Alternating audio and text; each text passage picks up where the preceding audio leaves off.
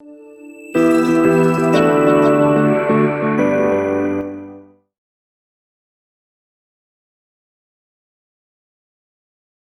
funciona. Então vamos aqui. Olá.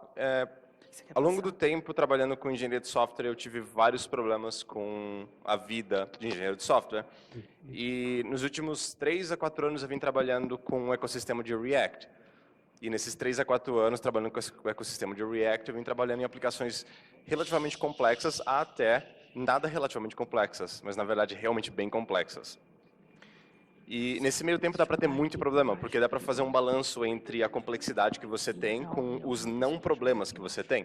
Então, quanto mais complexo uma aplicação vai ser, também junto com ela levanta os problemas que você encontra. Então, eu consegui nos últimos meses trabalhar nas 5 regras para ter uma vida longa e feliz com gerenciadores de estados. Exatamente. Numa aplicação front-end, isso tem sido um dos maiores problemas que a gente tem encontrado. Meu nome é Matheus Marcílio. Aqui embaixo é meu Twitter, para quem quiser bater um papo comigo, e ali no meio é o fingerprint da minha chave privada, da minha chave pública. Então, se alguém souber o que é isso e conseguir entrar em contato por e-mail comigo por isso, a gente, na verdade, deveria estar trabalhando alguma coisa junto e a gente tem vários desafios para passar para quem quiser bater um papo a respeito.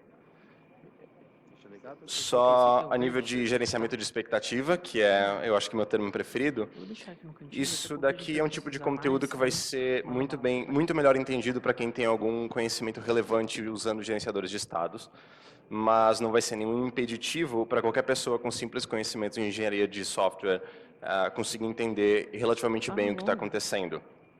E eu recomendo que qualquer coisa que possa parecer ser confuso, tome nota e faça um Google a respeito ou me pergunte que qualquer dúvida pequena pode ser mal entendida e melhor compreendida com uma simples pesquisa ou com um simples papo comigo. Inclusive no after daqui estarei lá.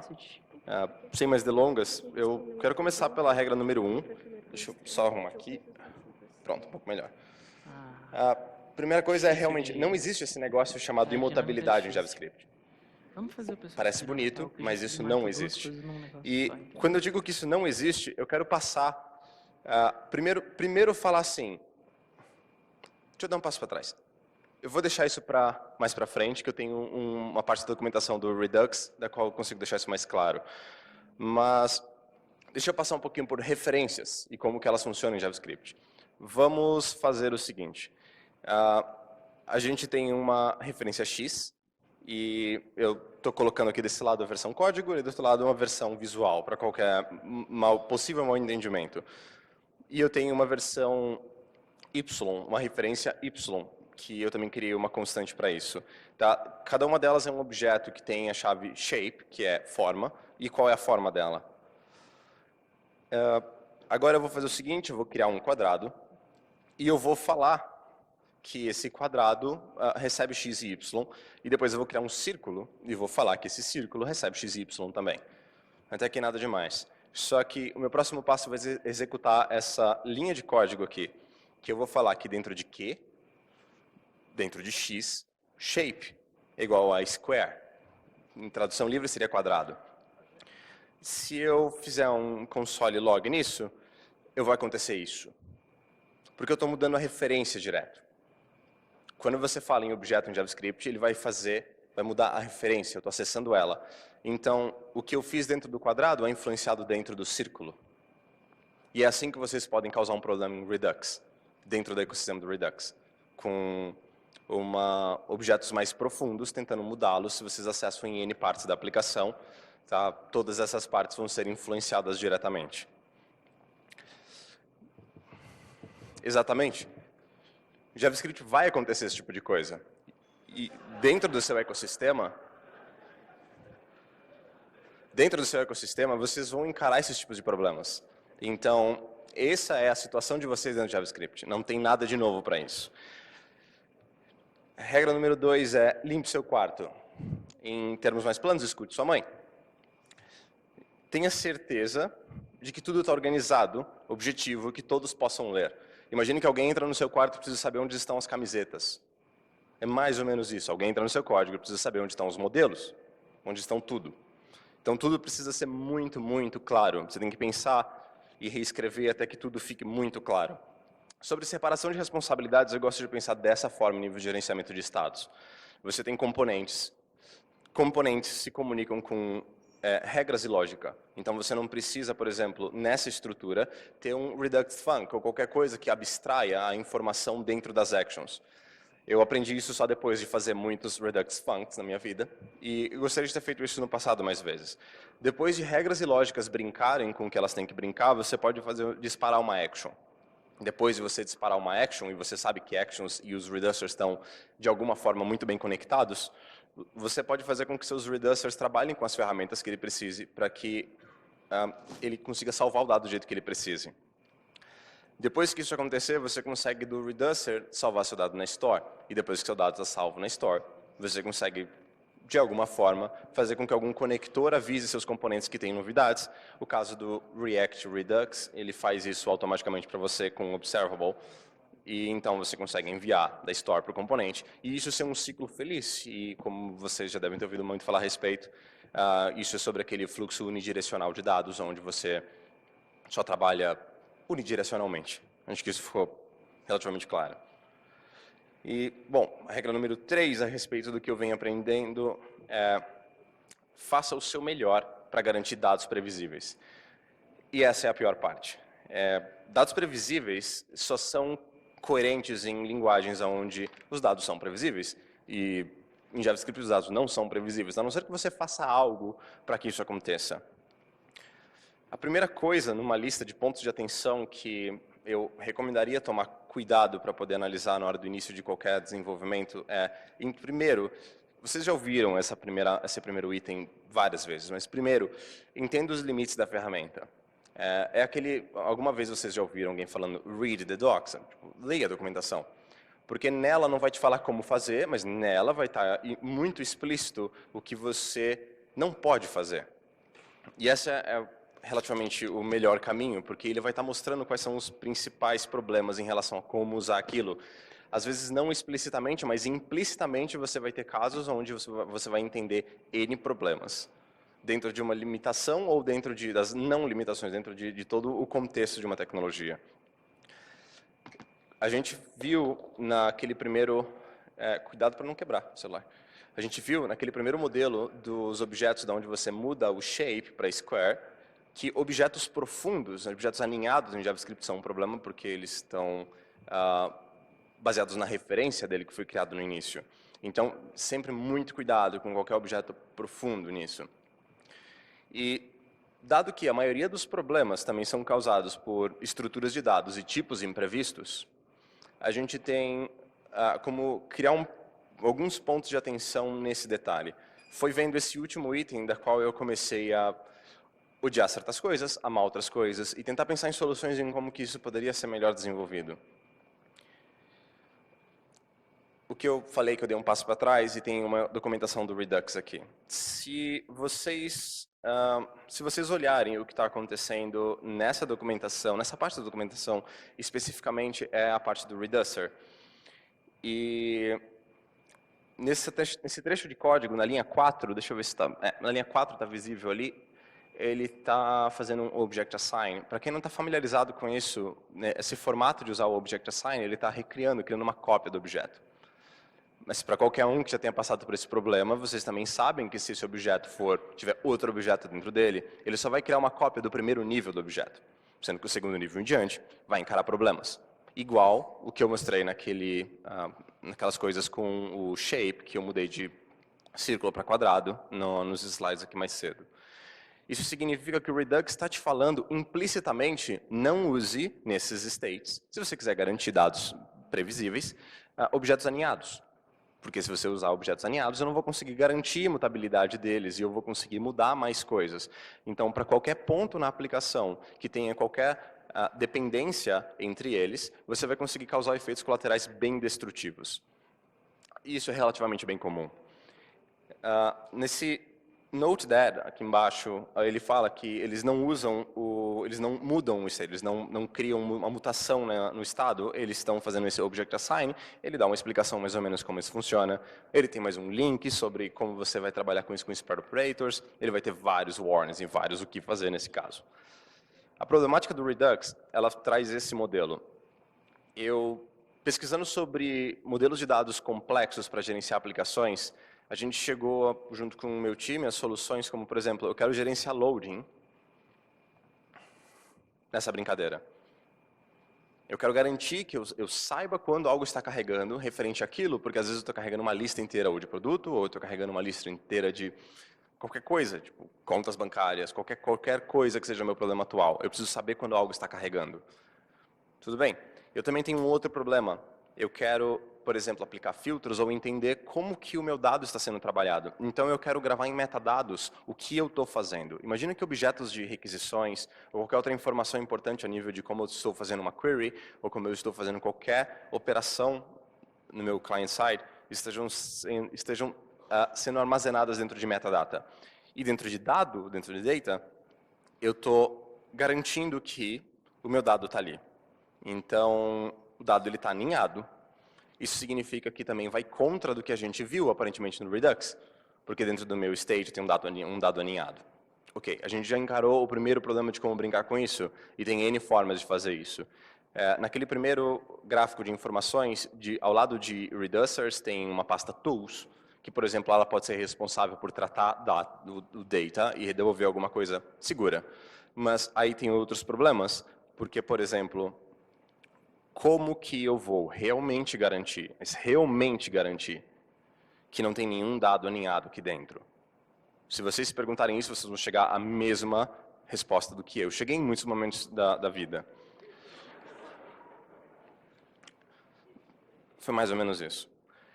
Numa outra ponta, não necessariamente paralelo a isso, mas dá para se colocar como paralelo a isso, tem a regra número 4, que é seja agnóstico. Se vocês forem linguisticamente pesquisar profundamente qual que é o sentido real da palavra agnóstico, vocês vão chegar a um tipo de informação que eu vou trazer um resumo, trazendo aquela mesma estrutura do passado que a gente falou agora há pouco aqui. A gente tem esses dados, componentes levam para lógica actions, reducers estão conectados, tem as ferramentas, manda para store, devolve para componentes. E se vocês analisarem essa estrutura, vocês vão conseguir ver que tem uma única coisa que é dependente entre a store e os componentes. São os dados. É a única coisa que estão entre eles. Se vocês analisarem a estrutura do React Redux, ele é ótimo para poder fazer essa analogia, porque o React Redux ele é um conector. O Redux é uma tecnologia totalmente à parte separada. O React é uma tecnologia totalmente à parte separada do Redux. E as duas rodam de forma extremamente agnósticas, conectadas apenas por um conector. Nesse caso, necessariamente, o conector é o dado. Então, o dado está fazendo com que tudo aconteça aqui. Logo, é relativamente simples de assumir que se o modelo de dados for garantido, você pode trocar por completo o seu gerenciador de dados, de estados, ou então sua biblioteca de componentes. E você consegue fazer isso muito bem, porque a única coisa que você precisa garantir é que o dado esteja intacto. Mais nada. Se o dado está lá, perfeito. Isso é sobre ser agnóstico. É sobre você hoje estar usando Redux e amanhã você quiser mudar para qualquer coisa e você pode, sem dependências, sem interdependências e sem grandes problemas. O maior problema vai ser criar todas as lógicas, mas se vocês pensarem em ter regras e lógicas separadas de tudo, vocês também não precisam pensar nisso, vocês só precisam criar o ecossistema de dados novamente. Então tudo fica muito mais simples. E a regra número 5 e última, da qual também eu vou me estender um pouquinho mais, tira o proveito da flexibilidade de JavaScript. É uma linguagem extremamente flexível. Ela pode não ser, por natureza, imutável em seus dados, mas ela promove com que você consiga fazer coisas nela. Como é uma linguagem dinâmica, você consegue criar um ecossistema inteiro dentro de JavaScript. Não é um grande problema. Nos últimos 5 meses, eu venho tendo problemas em como garantir modelo de dados.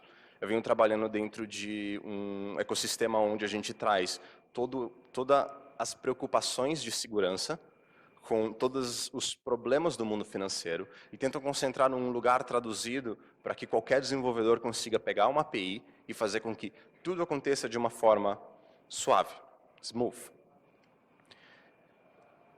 Você não consegue necessariamente fazer isso só com JavaScript, só com as ferramentas que a gente tem hoje. Nos nossos backends a gente tem GraphQL e todo o desenvolvimento das coisas que o time criou em cima de GraphQL foram fantásticos. Todas as queries e mutations que eu estive lá e ajudei a criar foram extremamente previsíveis, extremamente simples de serem criadas e serem gerenciadas. E com esse conceito de Redux e de GraphQL, hoje eu trouxe o projeto Núcleo, que é algo que eu estou extremamente empolgado de apresentar para vocês. Nos últimos 5 meses eu vim idealizando, nos últimos 3 meses eu vim codando, e o Núcleo é uma biblioteca de criação e gerenciamento de estado para problemas complexos, que ele é super capaz de resolver qualquer problema de violação de contrato criado dentro dele, e ele consegue ser previsível, flexível, seguro, ele é fortemente tipado, como eu falei, e ele tem um gerenciamento de erros runtime para você parar de se preocupar com problemas de salvar dados. Eu já vou chegar lá em como vocês vão se preocupar com dados e como vocês vão gerenciar erros em runtime. Mas quando primariamente eu pensei em criar o Núcleo, eu comecei a estruturar qual era o modelo do GraphQL em criar de uma forma extremamente eficiente dados. Então, se dado é algo tão preocupante, por que eu não crio algo que se preocupa de uma forma coerente com dados? Nesse modelo que vocês estão vendo aqui, eu estou criando são 2 núcleo objects, que tudo dentro de núcleo são objetos. E se vocês repararem, esse primeiro, Complete Name Contract, ele está sendo usado dentro de User Contract, embaixo no campo Name, dentro de Fields Name. Isso significa que eu consigo modelar dados de forma previsível e aninhados de um jeito que todo o ecossistema do núcleo consegue fazer garantias de modelo de dado. Depois eu mando tudo para um lugar Contracts, por exemplo. Eu uso a nomenclatura Contracts porque, pelo que eu vim pesquisando e usando nos últimos anos, contrato mesmo é uma coisa que a gente usa muito comumente quando você fala em dado. Então, eu tenho um contrato de dados. Nesse caso, eu nomeei como contracts. Então, eu uso uma estrutura de hash tables para poder fazer o armazenamento de dados. Então, eu tenho o contrato de user e o contrato de um product, que eu, por exemplo, criei em outro momento, mas não tem nada aqui. E então, eu crio uma store, nada diferente do que você tem dentro do Redux. Então, até aqui, o onboarding é super simples, se uma vez vocês fizeram alguma coisa com o Redux. A criação do Store te retorna alguns valores. Eu vou falar um pouquinho sobre cada um deles, mas vocês têm Dispatch, Update, o Get Store, que acho que é bem óbvio o que isso faz, e tem o Subscribe, que eu ainda estou trabalhando em cima de como vai funcionar as questões de listeners, mas eu tenho um Subscribe simples acontecendo, então dá para começar a brincar. E a primeira coisa legal é que, por exemplo, o Dispatch, ele precisa ser coeso com o dado. O primeiro Dispatch aqui da lista, ele vai falhar porque está faltando o campo Age. Ele não vai deixar você mandar, porque no primeiro contrato que a gente criou, aqui, ele fala que tem name e age. Isso significa que se você tentar mandar o age, deixa eu voltar para cá, ele vai falhar. De baixo, age está lá e tudo acontece e você consegue mandar. Então, o dispatch vai acontecer de uma forma muito previsível. Agora, o problema é que se o seu dado é muito grande, você precisa armazenar um pequeno dado, como que você faz isso? Você vai ter que toda hora ficar pegando e recriando o objeto. E então, eu não sei se todos vocês chegaram a trabalhar com bancos de dados não relacionais, mas eles têm um método, o banco de dados relacional tem geralmente um método muito famoso que é o update, e você consegue armazenar dados. Só que bancos não relacionais também, até por arquitetura, eles trabalham com objetos em primeiro nível no seu modelo. E não é a nossa real caso, até por conta de que a gente tem que montar UIs coesas. Então, o próximo método que ele vem na lista é o update. Notem que eu estou dentro de name salvando first name. O primeiro name que a gente salvou aqui nesse aqui atrás, ele tem uma estrutura de name que é John e nor, de last name, e tem uma idade de 27. E esse dado precisa ser preservado na hora que eu tentar atualizar o first name da pessoa, por exemplo, Joseph. Então, quando eu rodo um update, independente do nível do objeto, ele consegue performar uma pesquisa recursiva dentro de todos os objetos e todos os modelos de contrato, de uma forma usando um algoritmo de busca, de index, para conseguir fazer com que o novo dado ele seja coeso e atualizado só com o que você precisa, enquanto o antigo dado ele fica armazenado lá.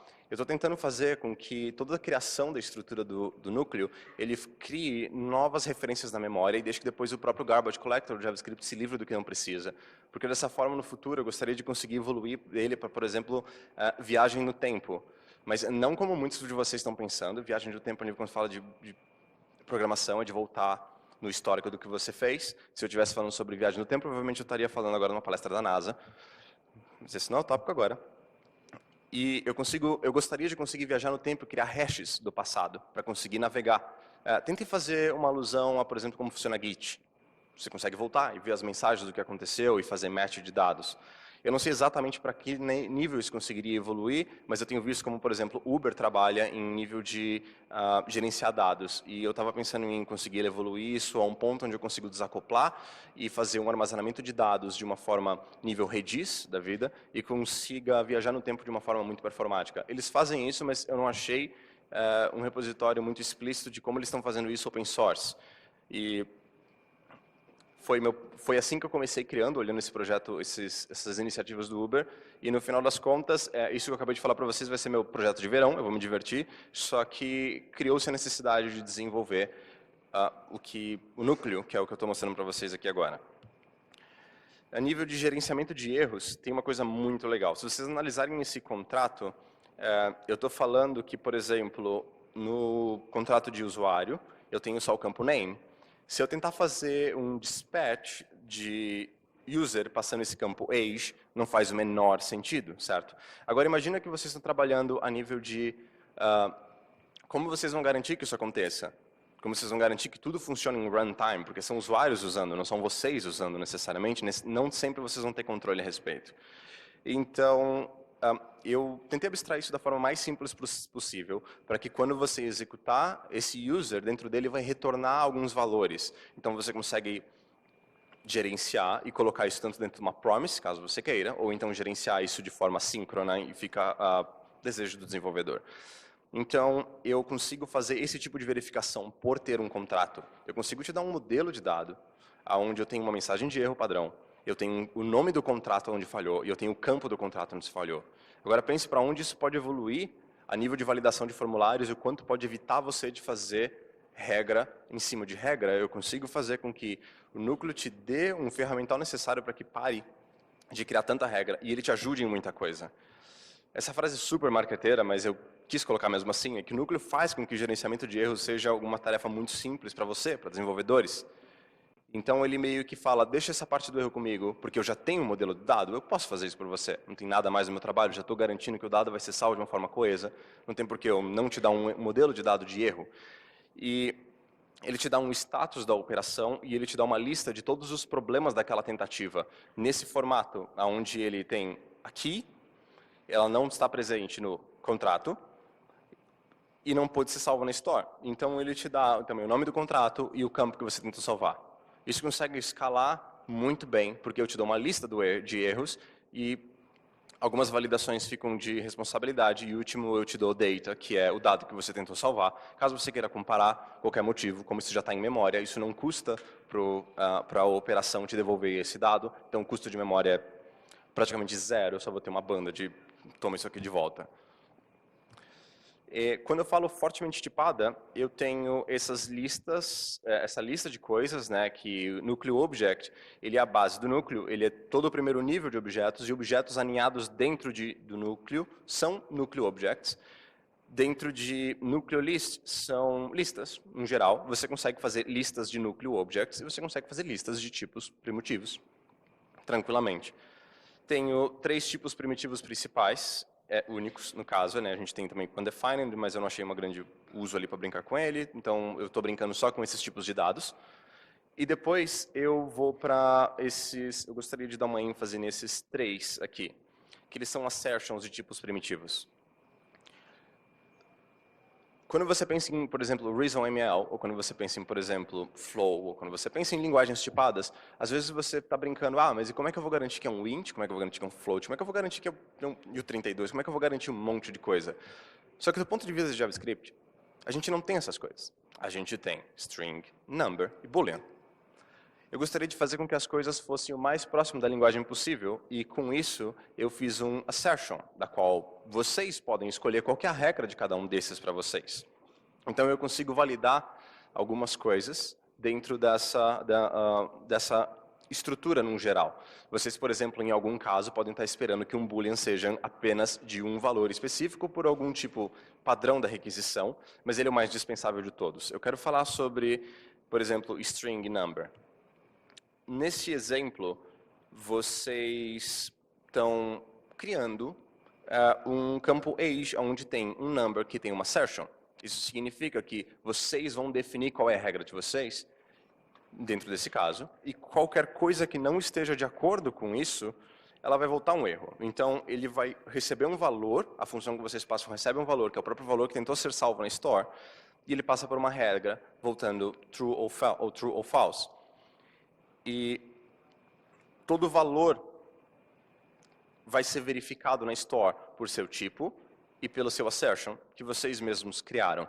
Então, por exemplo, quantas vezes vocês tiveram que fazer validação de CPF e quantas vezes as regras de tipo underscore tools estão salvas de validador de CPF e CNPJ, vocês podem parar de fazer isso e garantir que o modelo do contrato faça isso por vocês e deem um erro. Porque se um formulário está tentando ser salvo e o CPF está incoerente, por exemplo, vocês não precisam ficar se preocupando em o que vai acontecer ou criar uma regra de validação do formulário. Vocês podem deixar com que o núcleo se preocupe com isso. E o núcleo te dá um objeto de erro falando que, por exemplo, o campo está errado porque ele não está de acordo com as regras presentes no contrato que você previamente passou. Como ele te dá o contrato e o campo, você consegue demonstrar uma mensagem de erro extremamente previsível para o usuário e passar um modelo de dados. Um modelo de erro, desculpa, onde vocês têm todo o poder do erro na mão de vocês. Eu estou super empolgado e um pouco nervoso de falar isso. Isso é uma grande coisa que eu vim trabalhando nos últimos meses. Eu estava muito empolgado. Hoje de tarde, liberei o repositório. Ele estava privado enquanto eu vim trabalhando nele. Ele está no meu próprio GitHub. Ele está em desenvolvimento ainda. Inclusive, zooming nisso daqui. Uma nota importante dele é que ele está em desenvolvimento. Eu abri ele hoje porque, quando eu falei com o Nick, há uns meses atrás, eu falei assim, cara, eu gostaria muito de apresentar isso. Eu apresentei para ele o que eu estava pensando em fazer, e ele me deu esse espaço. Então, primeiro, valeu, Nick. Valeu a galera do ReactConf. E é muito importante poder divulgar um primeiro projeto que eu vim criando open source de uma forma tão massiva e dedicando tanto do meu tempo. Ele está em desenvolvimento, eu estou desenvolvendo muita coisa deles. Essas partes de assertion são coisas que ainda não estão rodando em master. Eu estou brincando com eles, vendo como é que eu consigo fazer isso de uma forma um pouco melhor do que eu primariamente fiz. Eu estou testando os métodos de update e as básicas funcionalidades deles estão ok. Então, a nível eu fiz algumas brincadeiras com o método de dispatch, e o dispatch está funcionando muito bem. O update, eu até agora não encontrei nenhuma falha, mas eu ainda não passei por todos os pontos que eu quero passar para garantir que ele está funcionando. E ele ficou aberto agora. Aqui, se vocês quiserem, tem um QR Code com o URL, ele fica aberto no meu GitHub. E eu agradeço demais toda a atenção de vocês nesse último aqui. Obrigado. Mais palmas. O cara acabou de lançar um projeto na Conf, gente. Essa Conf está inacreditável. Muito obrigado, Mate.